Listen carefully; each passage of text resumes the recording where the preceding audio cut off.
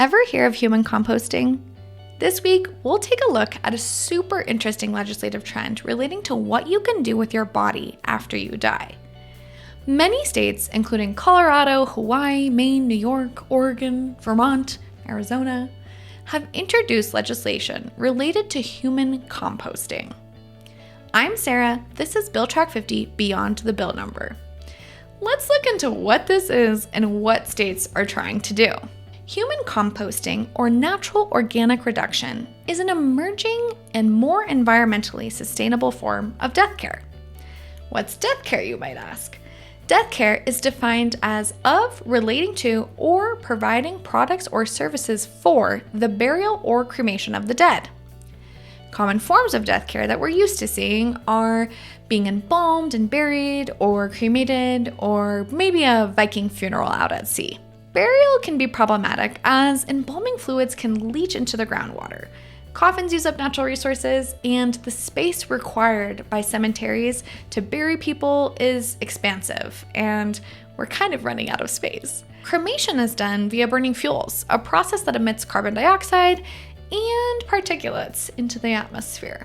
Around the world, there's a desire for more eco-friendly alternative burial options that also help with our growing population. Cue natural organic reduction, or human composting. Natural organic reduction is a more sustainable method of disposing of your body after you pass on.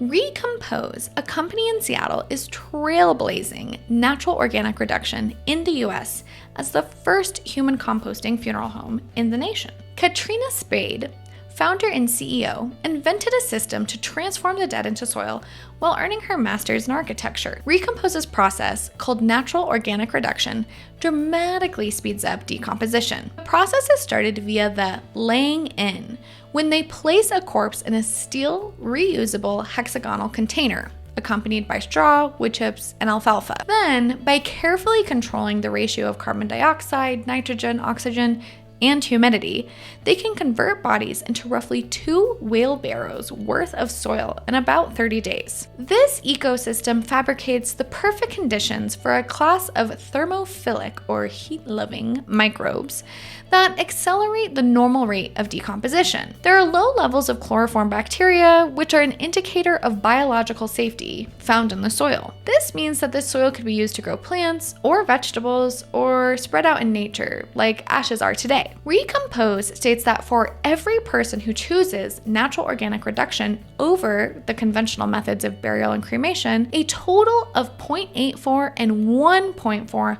metric tons of carbon dioxide is prevented from entering or is removed from the atmosphere. This method also uses about 1/8 of the energy of conventional burial or cremation. So what are states looking at with this? Let's talk about some proposed legislation. Human composting and natural organic reduction have been a popular-ish topic over the years for states ranging from Hawaii to Washington to Colorado to New York. As of this video, 68 bills have been introduced related to human composting, with 10 being signed into law and another 2 passed this year. In 2019, Washington became the first state in the US to legalize natural organic reduction.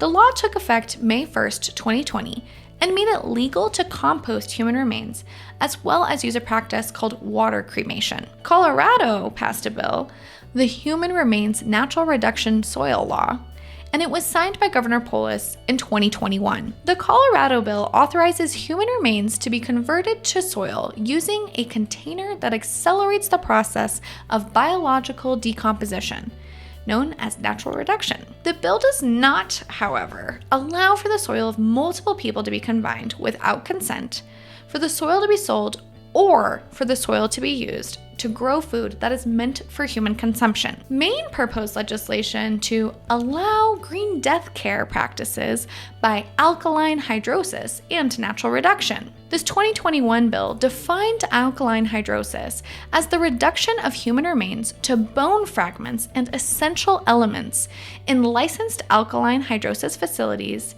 using heat, pressure, water, and base chemical agents.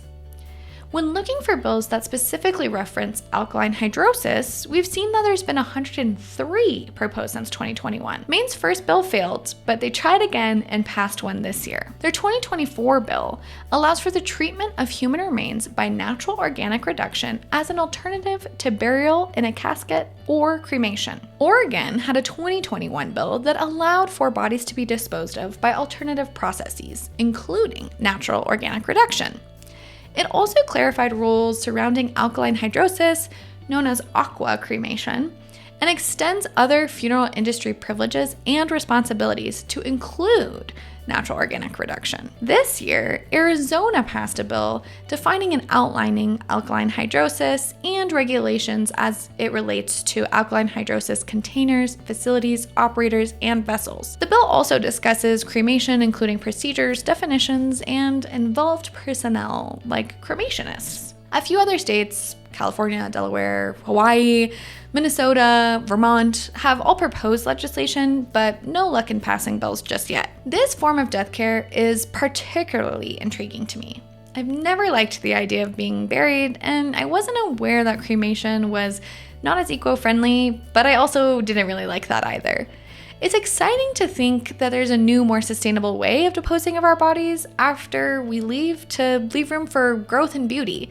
I really like the idea of becoming a huge pine tree. Thank you for watching or listening. And remember that Bill Track 50 Beyond the Bill Number is available as a podcast on Apple, Spotify, YouTube, or wherever else you get your podcast, as well as available for video on Substack, TikTok, and YouTube.